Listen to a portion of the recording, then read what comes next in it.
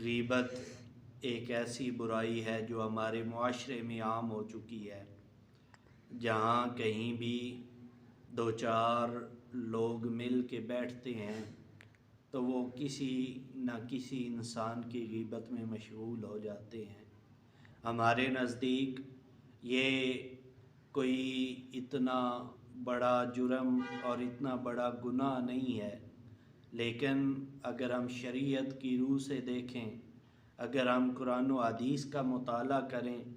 تو ہمیں پتہ چلتا ہے کہ کسی مسلمان بھائی کی غیبت کرنا اتنا بڑا جرم ہے کہ اللہ رب العالمین نے قرآن مجید میں ہمیں حکم ارشاد فرمایا کہ لا یغتب بعضکم بعضا، کہ تم میں سے کوئی بھی کسی دوسرے کی غیبت نہ کرے، اور اگر غیبت کرے گا تو اللہ تعالیٰ نے ارشاد فرمایا اَيُحِبُّ أَحَدُكُمْ أَن يَأْكُلَ لَحْمَ أَخِيهِ مَيْتًا، کہ کیا تم میں سے کوئی آدمی، کوئی ذی شعور اور عقل مند آدمی یہ بات برداشت کرتا ہے، پسند کرتا ہے کہ وہ اپنے کسی مسلمان بھائی کا گوشت کھائے؟ تو اللہ تعالیٰ نے خود ہی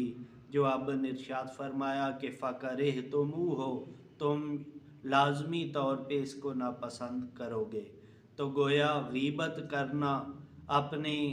زندہ مسلمان بھائی کا گوشت کھانے کے برابر ہے۔ اور اللہ کے پیارے محبوب صلی اللہ علیہ وآلہ وسلم سے صحابہ کرام نے عرض کی، یا رسول اللہ غیبت کیا ہے؟ تو اللہ کے پیارے محبوب صلی اللہ علیہ وآلہ وسلم نے ارشاد فرمایا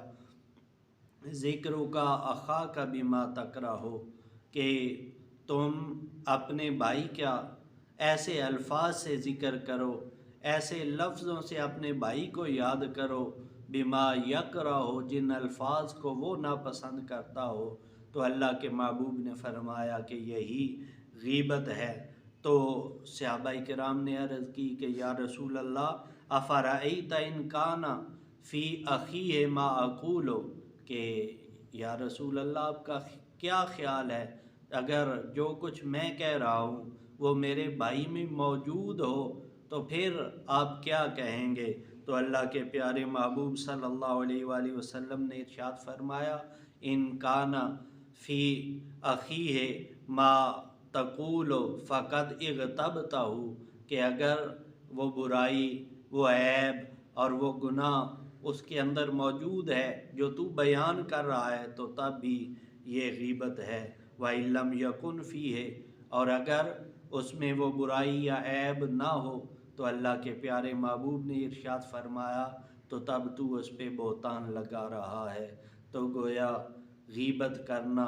بہتان باندھنا، یہ ایسے گناہ کبیرہ ہیں جن سے بچنا ہمارے لیے ضروری ہے۔ اللہ کے پیارے محبوب صلی اللہ تعالیٰ علیہ وآلہ وسلم